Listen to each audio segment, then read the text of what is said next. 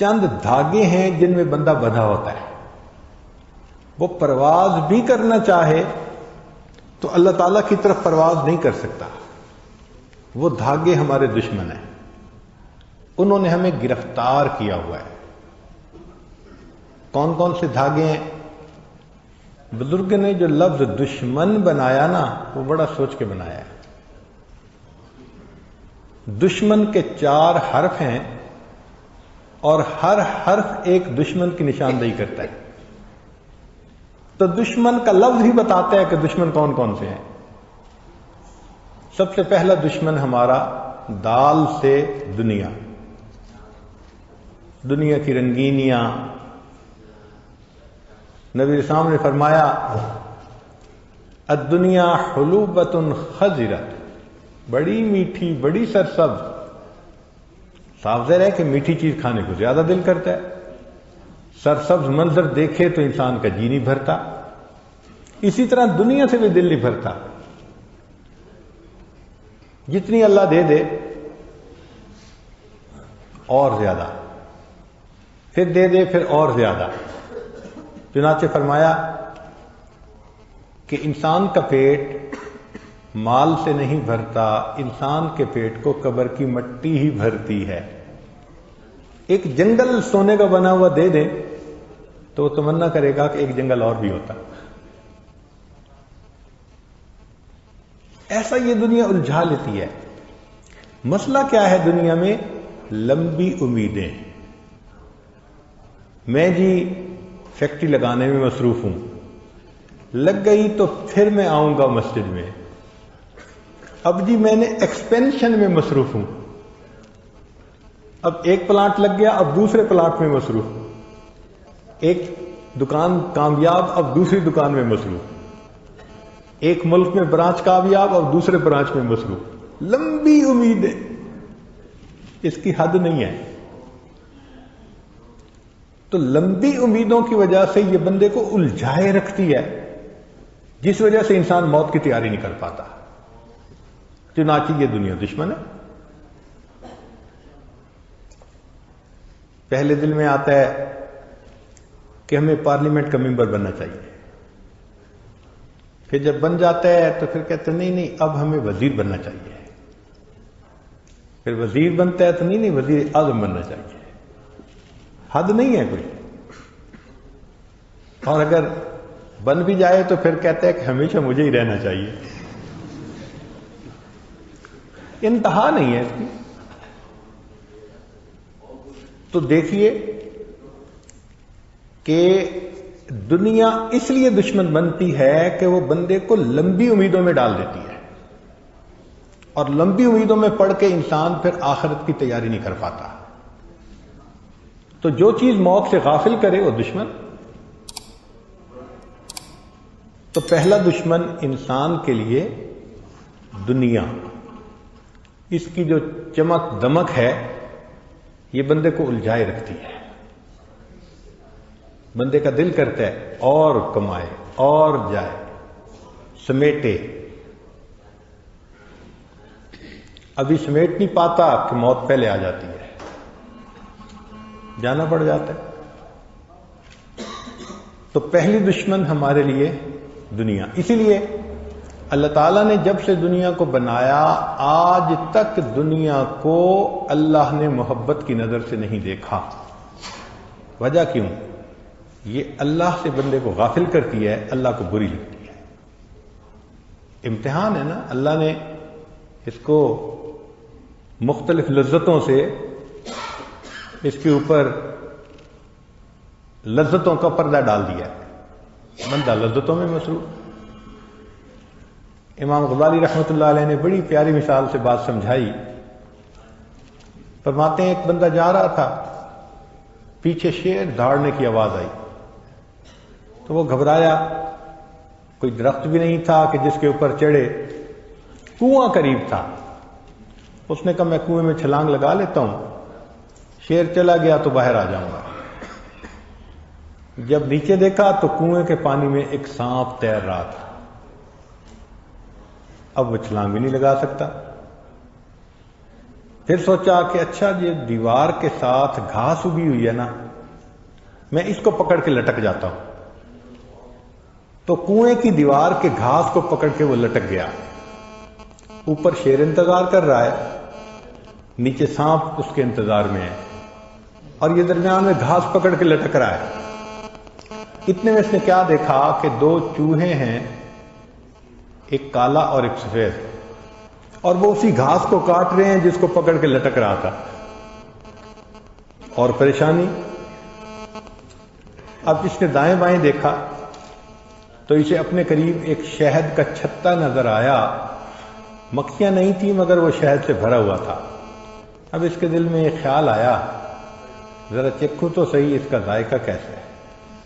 تو اس نے ایک ہاتھ سے گھاس کو پکڑا اور دوسری انگلی سے، ہاتھ کی انگلی سے اس نے شہد کے لگا کے جو منہ میں ڈالا تو وہ تو بہت ٹیسٹی، بہت مزیدار.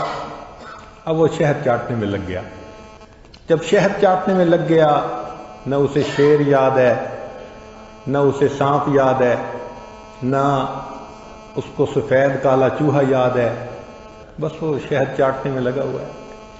امام غزالی رحمۃ اللہ فرماتے ہیں، اے انسان تیرا یہی معاملہ، موت تیرے پیچھے شیر کی طرح لگی ہوئی ہے، اور قبر کا عذاب سانپ کی طرح تیرے انتظار میں ہے، اور تو زندگی کی یہ کمزور سی گھاس پکڑ کے لٹک رہا ہے، اور دن اور رات یہ سفید اور کالا چوہا ہیں جو گھاس کو کاٹ رہے ہیں، اور یہ دنیا کی لذتیں یہ شہد ہے، اور تو شہد چاٹنے میں لگا.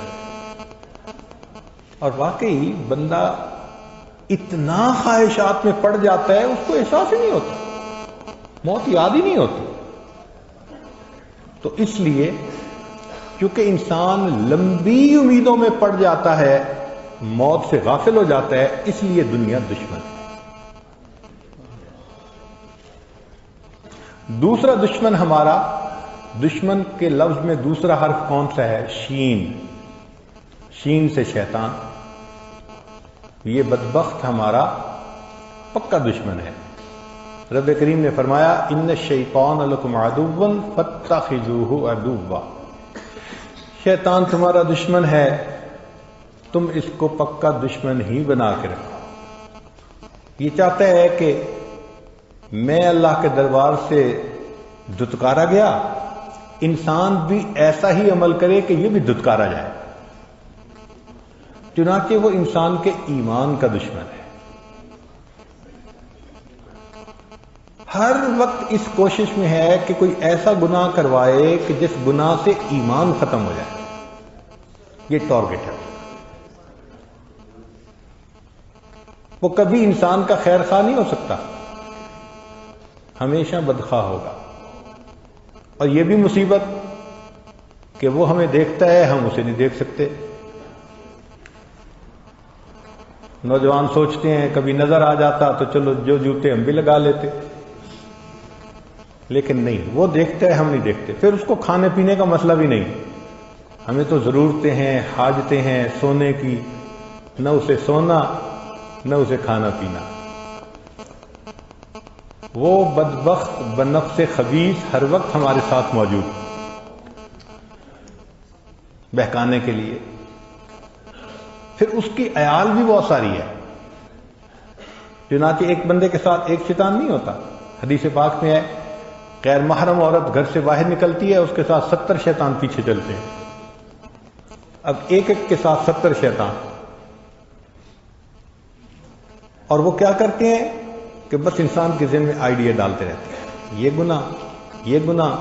وہ مزین کر کے اعمال کو پیش کرتے ہیں جو بندہ کر رہا ہوتا ہے.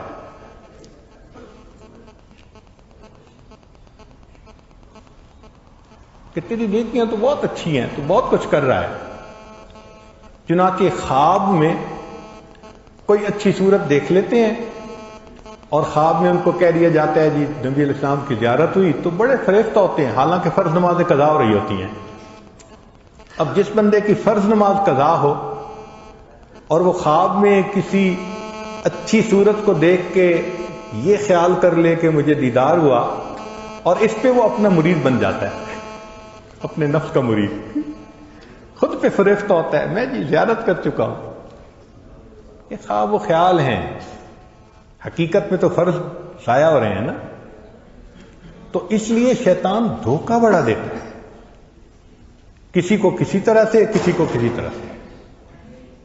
اس لیے یہ ہمارا دشمن ہے اور ہمیں اس سے بہت زیادہ بچ کے رہنے کی ضرورت ہے، اللہ سے مدد مانگنے کی ضرورت ہے. حضرت اقبال رحمۃ اللہ نے فرمایا کہ اپنے دوست کے گھر کوئی ملنے کے لیے جائے تو کئی مرتبہ راستے میں ایک کتا بیٹھا ہوتا ہے. اب وہ دوست کے گھر نہیں جانے دیتا. دو صورتیں ہیں، ایک تو یہ کہ انسان کتے کو دیکھ کے واپس گھر آ جائے تو دوست کی ملاقات ختم.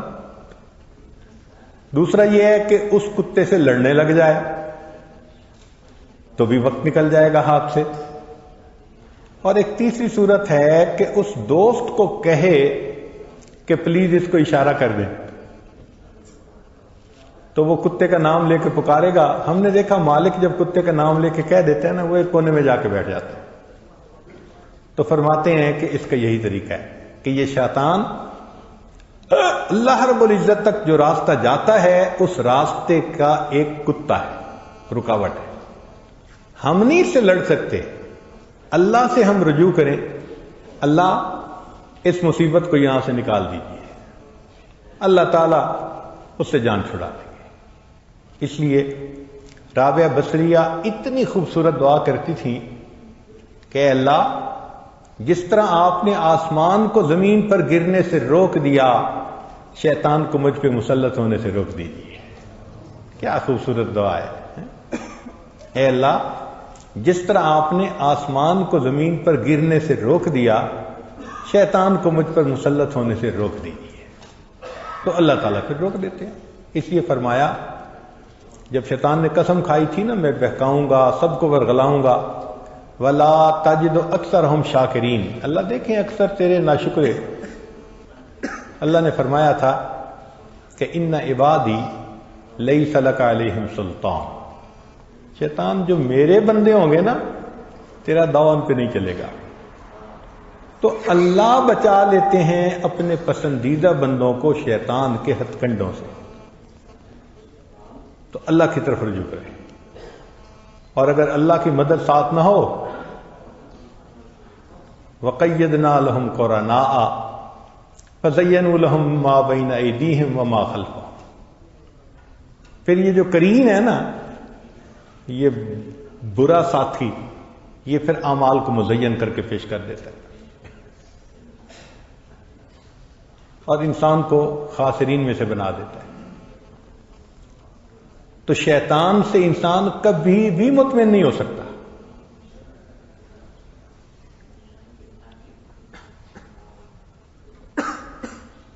ہمارے حضرت مرشد عالم رحمۃ اللہ علیہ آخری وقت میں حضرت مولانا عبد الشکور صاحب اور ان حضرات کو فرمایا کہ یاسین پڑھو. تو یاسین پڑھنے لگ گئے.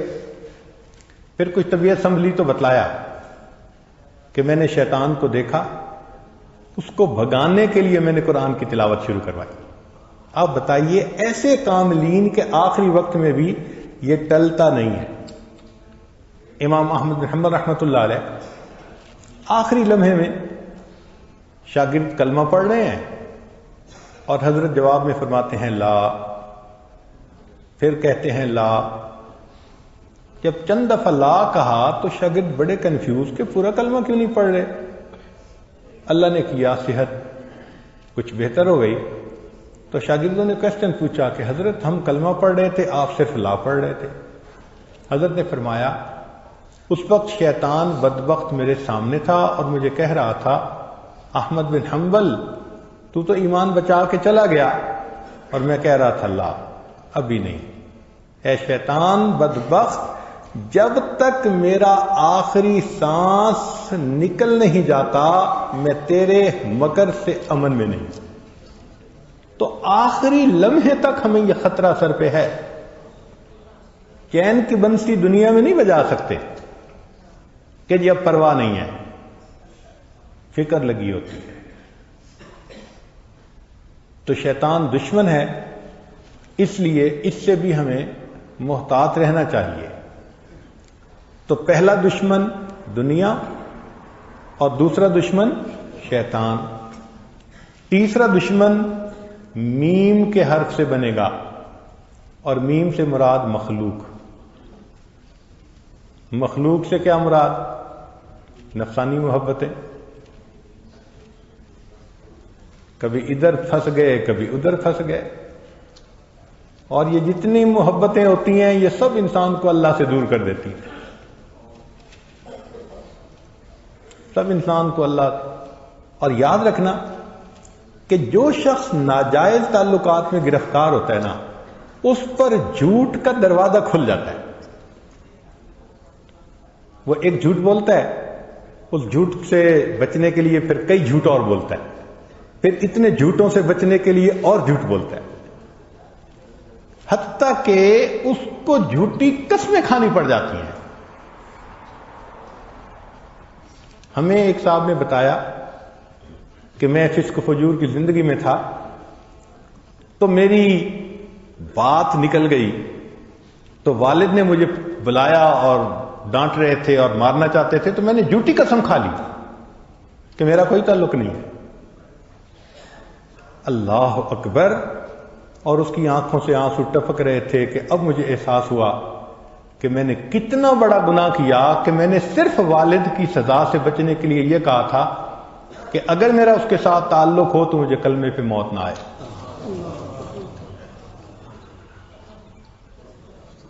یہ ناجائز تعلقات انسان کو ایمان سے بھی محروم کر دیتے ہیں. اس لیے مخلوق کی نفسانی شیطانی محبتیں یہ دشمن ہیں. تو پہلا دشمن دنیا، دوسرا دشمن شیطان، تیسرا دشمن مخلوق، اور چوتھا دشمن نون سے نفس انسان کا، ہمارا اپنا نفس. یہ بھی بدبخت ہے ہمارا اور دشمن بھی ہمارا ہے. قاضی بستامی رحمۃ اللہ فرماتے تھے کہ مجھے خواب میں اللہ رب العزت کا دیدار ہوا. میں نے پوچھا اللہ میں آپ تک آنا چاہتا ہوں. فرمایا دع نفسک وتعال، اپنے نفس کو دور کر لو اور میرے تک آ جاؤ.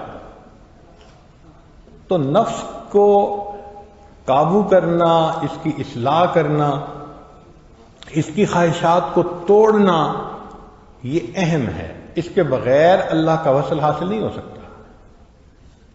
ہم اپنی زندگیوں کو دیکھیں، اللہ اکبر، ہم نفس کے پجاری بنے پھرتے ہیں. یہ خواہش ہے تو ادھر لپک پڑے، یہ خواہش ہے تو ادھر لپک پڑے. تو نفس کی اصلاح کیسے ہوگی؟ جس نفس کو ہم پال پال کے موٹا کر رہے ہیں وہ نفس ہمیں جہنم میں دھکا دینے کے انتظار میں ہے. تو نفس بھی ہمارا دشمن ہے اور یہ بڑا دشمن ہے. شیطان چھوٹا دشمن، نفس بڑا دشمن. اللہ تعالیٰ نے قرآن مجید میں شیطان کے مکر کے بارے میں فرمایا ان کید الشیطان کان ضعیفا، کہ شیطان کے مکر کمزور ہیں. لیکن انسان کے نفس کا جہاں تذکرہ آیا اللہ فرماتے ہیں اور تو ان کیدکن عظیم، تمہارے مکر تو بہت بڑے ہیں. تو شیطان کے مکر کمزور اور انسانی نفس کے مکر بہت بڑے. جب تک نفس شیطان کا ساتھ نہ دے شیطان غالب نہیں آ سکتا. گھر کا بھیدی لنکا ڈھائے، یہ گھر کا بھیدی ہے، یہ انسان کو شکست دینے میں زیادہ اہم کام کرتا ہے. تو اس لیے اس نفس کو بھی اپنا دشمن سمجھے. یہ خلاف شرع کام کے لیے کہے تو مت مانے. اچھا، یہاں ایک سوال پیدا ہوتا ہے کہ دشمن نفس بھی ہے، دشمن شیطان بھی ہے، مگر دونوں کے آبجیکٹو ڈیفرنٹ ہیں. یہ ذہن میں رکھیے گا. نفس کا مقصود مختلف، شیطان کا مقصود مختلف. نفس کا مقصود ہے لذت پانا، بس اس کو جائز لذتیں دے دو پھر بھی خوش ہے، ناجائز ملیں تو بھی خوش ہے، اس کو لذت چاہیے. تو شیطان کا مقصود لذت ہے، لطف اندوز ہونا نفس کا. لیکن شیطان کا مقصود لذتیں نہیں ہے، وہ لذتوں میں انسان کو اس لیے ڈالتا ہے کہ ان کو ایمان سے محروم کر سکے. اس کا ہمیشہ ذہن ادھر ہے کہ ایمان سے یہ محروم ہو کسی طرح. اس لیے اگر انسان شیطان کی بات نہ مانے تو وہ ایک آئیڈیا کے بعد دوسرا آئیڈیا دے دیتے ہیں. ہمارے مشائخ نے کہا وساوس شیطان کی طرف سے بھی ہوتے ہیں، وساوس نفس کی طرف سے بھی ہوتے ہیں. فرق کیسے کریں؟ تو فرق بڑا آسان ہے. اگر دل میں گناہ کا خیال آیا، آپ اس کو ریزسٹ کریں، اس کا دفاع کریں کہ نہیں مجھے نہیں کرنا. آپ دیکھیں گے کہ تھوڑی دیر میں دوسرے گناہ کا خیال آئے گا، اچھا یہ نہیں کرتے تو یہ کر لو، اور آپشن آ جائے گی. اس سے بھی انکار کرو تو تیسرا خیال آ جائے گا. جب ایک کے بعد دوسری آپشن سامنے آئے، اس کا مطلب یہ کہ شیطان انسان کو یہ وسوسہ ڈال رہا ہے. نفس کا معاملہ یہ ہے کہ نفس کو اگر وسوسہ ڈالے کہ گناہ کرنا ہے تو اس کی مثال ضدی بچے کی مانند ہے، اس کو وہی چیز لے کے رہنا ہے جو مرضی ہو جائے. تو جب کسی گناہ پر طبیعت میں اصرار ہو، یہ نفس کی طرف سے ہے، اور جب آپشنز آئیں آگے پیچھے تو یہ شیطان کی طرف سے ہے. بہرحال یہ چار چیزیں ہیں جنہوں نے انسان کو گرفتار کیا ہوتا ہے. ان چاروں گرفتاریوں سے نجات پانی پڑتی ہے، تب پرندہ آزاد ہوتا ہے اور وہ اللہ کی طرف پرواز کرتا ہے. اب سوچئے ہم تو چاروں کے چاروں میں گرفتار، چار دھاگوں سے بندھے ہوئے ہیں، کیسے پرواز کریں گے؟ اب اس پرواز کرنے کے لیے رجوع اللہ، کہ اللہ تعالیٰ ہی دل سے دنیا کی محبت نکال دے، اللہ تعالیٰ ہی شیطان سے پناہ دے، اللہ تعالیٰ ہی ہمارے نفس کو زیر کر دے، اور اللہ تعالیٰ ہی ہمارے لیے مخلوق کی محبتوں کو ختم فرما دے جو نفسانی شیطانی ہے. ان چاروں کو کرنے کے بعد پھر اللہ کی طرف انسان کی پرواز شروع ہوتی ہے. تو اب غور کیجئے کہ اگر ہم ان چاروں میں کسی ایک میں بھی الجھے ہوئے ہیں تو ابھی تو پرواز ہی شروع نہیں ہوئی. اس پہ محنت کی ضرورت ہے، اس کے لیے مشاہدے کی ضرورت ہے، مجاہدے کی ضرورت ہے کہ ہم خوب مجاہدہ کریں اور اللہ کی طرف رجوع کریں کہ اللہ ان چار دشمنوں سے ہماری جان چھڑا دی. ہمیں اپنی اوقات کا پتہ نہیں کہ کتنے کمزور ہیں، حالات کو بدلنے کی کوشش میں لگے ہوئے ہیں. بھئی حالات کا بنانے والا، بھیجنے والا اللہ رب العزت ہے، وہ مغیر الاحوال ہیں. جب چاہتے ہیں حالات کو جیسا چاہتے ہیں بدل دیتے ہیں. تو یہ تو حکم پروردگار کا ہوگا تب بدلیں گے. دنیا کے کہنے سے حالات بدلتے تو دنیا جنت میں بن جاتی، ہر بندہ اپنی من مرضی کی زندگی گزار رہا ہوتا. تو ایک ترتیب ہے اللہ رب العزت کے ہاں. چنانچہ ہمارے مشائخ نے چار باتیں کہی ہیں، لوہے کی لکیر ہے. جب آزمائیں گے ان باتوں کو کھرا پائیں گے. پہلی بات کہ جو شخص اپنے اعمال کو سنوار لیتا ہے اللہ تعالیٰ اس کے حالات کو سنوار دیتے ہیں. جو شخص اپنے اعمال کو سنوار لیتا ہے اللہ تعالیٰ اس کے حالات کو سنوار دیتے ہیں. ہم اس کوشش میں لگے ہوئے ہیں کہ حالات پہلے سنوریں پھر اعمال سنواریں گے. آپ بات کریں دوست سے، بھئی آپ مسجد میں نظر نہیں آتے، کچھ کاروباری حالات ٹھیک نہیں، ٹھیک ہو گئے تو میں مسجد میں آؤں گا. یعنی ہم چاہتے ہیں حالات پہلے ٹھیک ہوں، اعمال بعد میں ٹھیک ہوں گے. کیسے ترتیب الٹ سکتے ہیں؟ چنانچہ جسے دیکھیے وہ اسی کوشش میں لگا ہوا ہے کہ پہلے حالات ٹھیک ہوں بعد میں اعمال ٹھیک کریں گے. تو ترتیب ہی الٹی ہم کرتے پھر رہے ہیں. اعمال کو جو شخص سنوار لیتا ہے اللہ تعالیٰ اس کے حالات کو سنوار دیتے ہیں. اعمال بگڑیں گے، حالات بگڑیں گے. جب کہا میں نے کہ یا اللہ تو میرا حال دیکھ، جب کہا میں نے کہ یا اللہ تو میرا حال دیکھ، حکم آیا میرے بندے نامہ اعمال دیکھ. ہم حالات کا تو شکوہ کرتے ہیں، اپنے عمل تو نہیں نہ دیکھتے. تو اعمال کو سنوارنے سے اللہ تعالی حالات کو سنوار دیتے ہیں. ہم اپنے اندر تقوی اور صبر و ضبط پیدا کریں. اللہ رب العزت ہر دور اور ہر زمانے میں تقوی اور صبر والے بندے کو فرش سے اٹھائیں گے، عرش کے اوپر بٹھائیں گے، تخت کے اوپر بٹھائیں گے. اب تقوی اور صبر کی طرف تو ہم آتے نہیں. چاہتے ہیں زندگی تو رہے جیسے ہم گزار رہے ہیں، حالات سیدھے ہو جائیں. کیسے حالات سیدھے ہو سکتے ہیں؟ سمپل سی مثال ہے کہ بجلی سے ایک مشین چلتی ہے. اب ایک بندہ مشین کو روکنا چاہتا ہے، ایک ہی ترتیب ہے کہ پیچھے سے بٹن بند کرو. آپ بٹن بند نہیں کریں گے، ہاتھ سے مشین کو پکڑ کے روکنے کی کوشش کریں گے، ہاتھ کٹوا بیٹھیں گے. سارا دن زور آزمائی کریں گے، مشین کہاں رکے گی؟ تو عقل مند بندہ مشین کو پکڑ کے نہیں کھڑا ہوتا، وہ سوئچ کو بند کرتا ہے. حالات کا سوئچ اللہ رب العزت کے ہاتھ میں ہے. تو ادھر رجوع کرنے کی بجائے کہ اللہ حالات کو ٹھیک کر دیجئے، ہم حالات کی مشین کے ساتھ کشتی کر رہے ہیں. کون ہمیں عقل مند کہے؟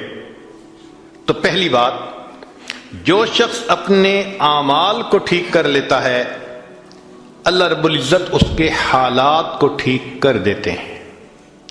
دوسری بات، جو شخص اپنی آخرت کو سنوار لیتا ہے اللہ تعالیٰ اس کی دنیا کو سنوار دیتے ہیں. ہم پھر الٹے چاہتے ہیں کہ پہلے دنیا سنورے پھر ہم آخرت سنواریں گے. یہاں پھر ہم غلطی کرتے ہیں، دن رات دنیا سنوارنے میں لگے ہوئے ہیں. پزل بنی ہوئی ہے، ایک حصہ جوڑتے ہیں تو دوسرا ٹوٹتا ہے، وہ توڑتے ہیں تو پہلا ٹوٹتا ہے. ہر بندہ لگا ہوا ہے اسی کوشش میں. تو اللہ رب العزت کے ہاں ترتیب یہ ہے. اس کی مثال اگر دیکھنی ہو، صحابہ رضی اللہ عنہ کی مبارک زندگیوں کو دیکھیے. انہوں نے اپنی آخرت کو سنوارا، اللہ نے اس کے نتیجے میں ان کی دنیا کو سنوار دیا.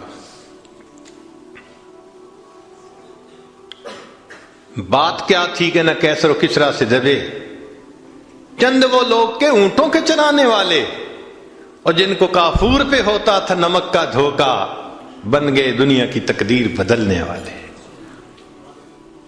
انہوں نے اپنی آخرت کو سنوارا، اللہ نے دنیا سنواری. کیسے؟ اطمینان. اتنا اطمینان کہ یمن سے جوان عورت چلتی ہے اور مدینہ طیبہ پہنچتی ہے، اور پورے راستے میں کوئی اس کی طرف آنکھ اٹھا کر دیکھنے والا نہیں ہوتا. اللہ نے مال و دولت کے اتنے ڈھیر عطا کیے تھے. انس اللہ عنہ کہتے ہیں کہ میں لکڑی کاٹنے والے کلہاڑے سے سونے کی اینٹوں کو توڑا کرتا تھا. اب لکڑی کے کلہاڑے سے جو سونا ٹوٹے گا وہ تولوں میں اور گراموں میں تو نہیں نہ ہو سکتا. اللہ نے اتنی دولت ان کے قدموں میں ڈال دی تھی. بچہ پیدا ہوتا تھا، اس کا روزینہ متعین تھا. سیدنا عمر اللہ عنہ نے ایک رات دیکھا، ایک عورت چھوٹے سے بچے کو روٹی کا ٹکڑا کھلانے کی کوشش کر رہی ہے، بچہ رو رہا ہے. پوچھا کیوں کر رہی ہو؟ کہنے لگی کہ امیر المومنین نے قانون بنایا ہوا ہے کہ جب بچہ دودھ چھوڑے گا پھر ہم بیت المال سے روزینہ متعین کریں گے، تو میں کوشش کر رہی ہوں. عمر اللہ عنہ آئے، بہت روئے. صحابہ کہتے ہیں کہ اس دن فجر کی نماز پڑھائی، قرات کے اندر اتنا گریا اور بکا تھا کہ ہمیں سمجھنا مشکل ہو رہا تھا، اتنا رو رہے تھے. ہم حیران تھے آج امیر المومنین کو کیا ہوا.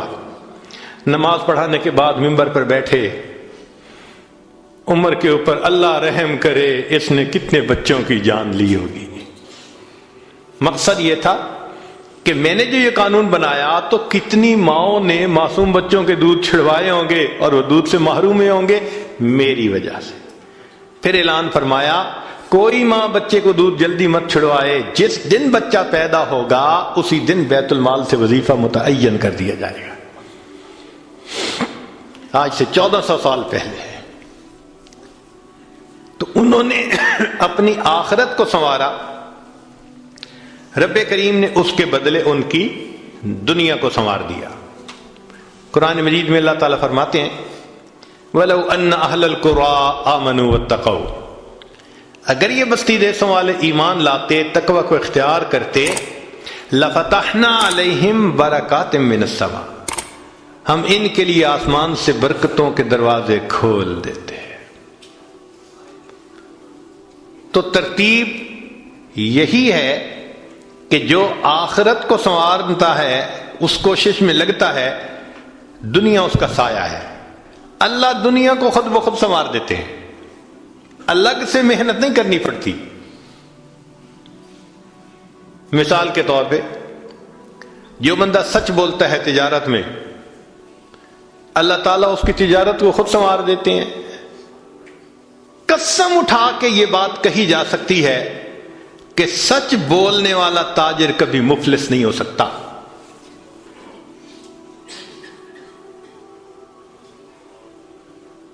پاسبل ہی نہیں کہ سچ کی بنیاد ہو اور اس میں برکت نہ ہو۔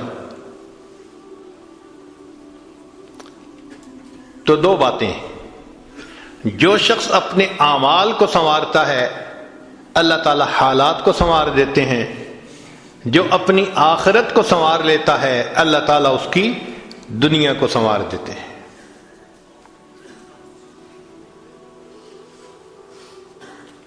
ہارون رشید اپنی کھڑکی میں سے نیچے دیکھ رہا ہے، مسجد کے دروازے پر امام ابو یوسف رحمۃ اللہ علیہ تشریف لا رہے ہیں اور ان کے پیچھے دو شاگرد ساتھ ساتھ جڑے ہوئے ہیں۔ دونوں چاہتے ہیں کہ میں جوتے اٹھاؤں، ہر ایک اس کوشش میں ہے۔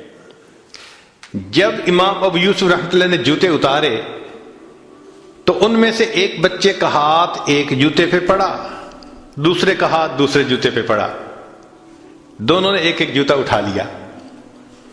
پھر انہوں نے فوراً آپس میں یہ طے کر لیا کہ ایک نے کپڑا بچھایا، رومال، ایک نے بھی جوتا ڈالا، دوسرے نے بھی اس میں ڈال دیا، ایک نے ایک طرف سے پکڑ لیا، دوسرے نے دوسری طرف سے، کہ دونوں کو جوتے اٹھانے کا اجر مل جائے۔ حضرت آگے جا رہے ہیں اور پیچھے دو طالب علم اس طرح جوتے لے کے جا رہے ہیں کہ رومال کے اندر جوتے ہیں، ایک نے بھی پکڑا ہوا ہے دوسرے میں بھی پکڑا ہوا ہے۔ ہارون رشید نے دیکھا تو ٹھنڈی سانس لی۔ بیوی نے پوچھا ہارون رشید کیا ہوا؟ کہنے لگا یوں تو دنیا ہمیں بادشاہ کہتی ہے، ہمارے جوتے اٹھانے کے لیے بھلا کون جھگڑتا ہے۔ یوں تو دنیا ہمیں بادشاہ کہتی ہے، ہمارے جوتے اٹھانے کے لیے بھلا کون جھگڑتا ہے۔ جو آخرت سنوارتا ہے اللہ ایسے دنیا سنوارتے ہیں کہ دنیا جوتے اٹھانے کے لیے جھگڑتی ہے آپس میں۔ تو فرمایا کہ جو اپنی آخرت کو سنوار لیتا ہے اللہ تعالیٰ اس کی دنیا کو سنوار دیتے ہیں۔ چنانچہ ایک سیاح ہندوستان آیا گھومنے پھرنے کے لیے، اجمیر شریف بھی گیا، وہاں اس نے حضرت خواجہ معین الدین چشتی اجمیری رحمۃ اللہ علیہ کے مزار پہ دیکھا مسلمان بھی آ رہے ہیں اور ہندو بھی آ رہے ہیں اور سکھ بھی آ رہے ہیں۔ اللہ کی شان، اللہ رجوع دے دیتا ہے نا، سبھی آ رہے ہیں، دعائیں مانگ رہے ہیں۔ تو وہ بڑا حیران کہ ہر کمیونٹی کے لوگ آ رہے ہیں، ہر مذہب کے لوگ آ رہے ہیں۔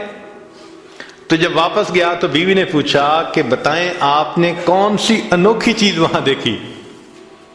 تو اس نے کہا ہاں میں نے ایک چیز انوکھی دیکھی کہ ایک شخص قبر میں لیٹا ہوا تھا مگر لوگوں کے دلوں پر حکومت کر رہا تھا۔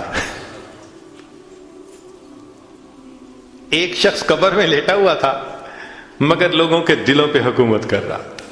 اللہ تعالیٰ یوں دنیا سنوارتے ہیں۔ تو دو باتیں، جو شخص اپنی اعمال کو سنوار لیتا ہے اللہ تعالیٰ اس کے حالات کو سنوار دیتے ہیں، اور جو شخص اپنی آخرت کو سنوار لیتا ہے اللہ تعالیٰ اس کی دنیا کو سنوار دیتے ہیں۔ تیسری بات کہ جو شخص اللہ رب العزت سے اپنے تعلق کو سنوار لیتا ہے اللہ مخلوق سے اسے تعلق کو سنوار دیتے ہیں۔ آج ہم چاہتے ہیں چچا راضی ہو جائے، پھپھو راضی ہو جائے، بہن راضی ہو جائے، اور عجیب بات ہے یہ رشتہ داریوں کے معاملے ہیں ہی ایسے، کھاؤں کدھر کی چوٹ بچاؤں کدھر کی چوٹ، سمجھ ہی نہیں لگتی کہ سب کو کیسے راضی کیا جائے۔ انسان حیران ہوتا ہے، اور جی ہم تو سب کے ساتھ اچھا کرتے ہیں مگر پتہ نہیں رشتہ دار ہم سے راضی نہیں ہوتے۔ اس کے پیچھے بھی راز ہے، کیوں کہ ہم نے اللہ سے اپنے تعلق کو تو سنوارا نہیں ہوتا، مخلوق سے تعلق کیسے سنورے گا؟ تو فرمایا کہ جو شخص اللہ رب العزت سے اپنے تعلق کو سنوار لیتا ہے اللہ تعالیٰ مخلوق کے ساتھ اس کے تعلق کو سنوار دیتے ہیں۔ اگر اس کی مثال دیکھنی ہے تو نبی علیہ الصلوۃ والسلام کی مبارک زندگی کو دیکھیے۔ ایک وہ وقت بھی تھا کہ جب اپنے رشتہ دار نبی علیہ الصلوۃ والسلام کو تکلیف پہنچاتے تھے، آپ بازار میں آگے آگے دعوت کا کام کرتے تھے اور پیچھے آپ کا چچا ابو لہب لوگوں کو کہتا تھا کہ یہ شخص غلط بیانی کر رہا ہے، تم اس کی بات مت ماننا، اپنے مخالفت کرتے تھے۔ ایک وہ وقت بھی تھا۔ پھر ایک وہ وقت آیا کہ جب اپنوں نے مکہ مکرمہ میں جینا تنگ کر دیا اور نبی علیہ الصلوۃ والسلام نے بیت اللہ کو دیکھ کر کہا، بیت اللہ میں تجھے کبھی نہ چھوڑتا مگر مکہ کے رہنے والے مجھے یہاں بسنے نہیں دیتے۔ مبارک آنکھوں میں آنسو تھے اور اللہ کے حبیب جدا ہو رہے تھے۔ پھر کیا ہوا؟ 10 سال کے ہی عرصے میں حالات نے وہ پلٹا کھایا کہ جب آپ آ کر فاتح مکہ بن کر بیٹھے تو وہی قریش تھے جو قدموں میں آ کر پڑ گئے اور انہوں نے آپ کی غلامی اختیار کر لی۔ ہندا نے کہا جتنے خیمے دنیا میں تھے سب سے زیادہ آپ کے خیمے سے مجھے نفرت ہوا کرتی تھی، آج جتنے خیمے ہیں سب سے زیادہ محبت مجھے آپ کے خیمے سے ہے۔ اللہ اکبر کبیرہ۔ تو جو شخص اللہ سے اپنے تعلق کو سنوار لیتا ہے اللہ مخلوق سے اس کے تعلق کو سنوار دیتے ہیں۔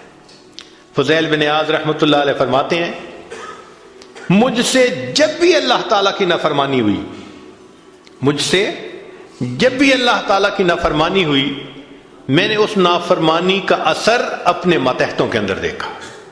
یہ ریفلیکشن ہوتی ہے، ہم اللہ کی نافرمانی کرتے ہیں، اللہ مزہ چکھا دیتے ہیں کہ اپنے جو ماتحت ہوتے ہیں ان کو نافرمان بنا دیتے ہیں۔ اچھا بھائی تم ذرا اس کو ایکسپیرینس کرو ذرا۔ وہ جی کیا کریں، بیوی سنتی ہی نہیں ہے، حضرت بس اولاد افلاطون بن گئی ہے، حضرت بچے نے ذلیل کر دیا ہے۔ کیوں شکوے ہوتے ہیں ہمیں کہ ہمارے ماتحت ہماری نہیں مانتے جبکہ ہم اپنے آقا کی نہیں مان رہے ہوتے۔ فرماتے ہیں کہ جب بھی مجھ سے اللہ تعالیٰ کی نافرمانی ہوئی میں نے آزما کے دیکھا یا تو بیوی نے میری نافرمانی کی یا میری اولاد نے میری نافرمانی کی یا میرے نوکروں نے غلاموں نے انہوں نے میری نافرمانی کی یا کم از کم میری سواری کے جانور نے میری نافرمانی کی۔ یہ ہے عدل کا بدلہ۔ اپنے آقا کی نافرمانی کریں گے اللہ تعالیٰ ماتحتوں کو نافرمان بنا کر دکھائیں گے۔ اس لیے اولاد کے شکوے کرنے کی ضرورت نہیں ہے، بیوی کے شکوے کرنے کی ضرورت نہیں ہے۔ سمپل سی بات ہے، اللہ رب العزت سے اپنے تعلق کو سنوار لیجئے، اللہ تعالیٰ مخلوق سے ہمارے تعلق کو سنوار دے، سب کے دلوں میں محبت ڈال دے گے۔ سیدنا امیر معاویہ رضی اللہ عنہ نے خط لکھا ام المومنین سیدہ عائشہ صدیقہ رضی اللہ تعالی عنہا کو کہ ام المومنین آپ امت کی ماں ہیں، آپ مجھے کوئی نصیحت فرمائیے۔ اور واقعی ام المؤمنین نے نصیحت کرنے کا حق ادا کر دیا. وہ نصیحت پڑھ کے پتہ چلتا ہے کہ انہوں نے نبی علیہ الصلوۃ والسلام کی صحبت یافتہ ہونے کا ثبوت پیش کر دیا. ام المؤمنین نے مختصر جواب لکھا. فرمایا دیکھیں، اگر آپ مخلوق کو خوش کریں گے، اللہ کو ناراض کریں گے، اللہ ساری مخلوق کے دل میں تمہاری نفرت ڈال دیں گے. یہ اندر سے تم سے نفرت کرتے پھریں گے. اور اگر تم اللہ کو راضی کرو گے، گو کہ مخلوق ناراض ہو رہی ہے، اللہ تعالیٰ اسی مخلوق کے دل میں تمہاری محبت ڈال دیں گے، یہ سب تمہارے دوست بن جائیں گے. تو اصل تو اللہ کو راضی کرنا ہے. تو فرمایا کہ تم اللہ سے اپنے تعلق کو سنوار لو، اللہ تعالیٰ مخلوق سے تمہارے تعلق کو سنوار دیں گے. تو اولاد کو نیک بنانے کا سب سے آسان طریقہ خود نیک بن جائیے. جو خود نیک بنتا ہے اور اللہ کے حکم کو توڑنے سے باز آ جاتا ہے، اللہ تعالیٰ اولاد کو مطیع اور فرمانبردار بنا دیتے ہیں.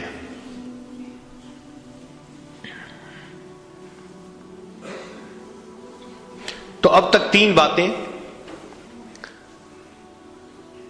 جو شخص اپنے اعمال کو سنوار لیتا ہے، اللہ تعالیٰ اس کے حالات کو سنوار دیتے ہیں.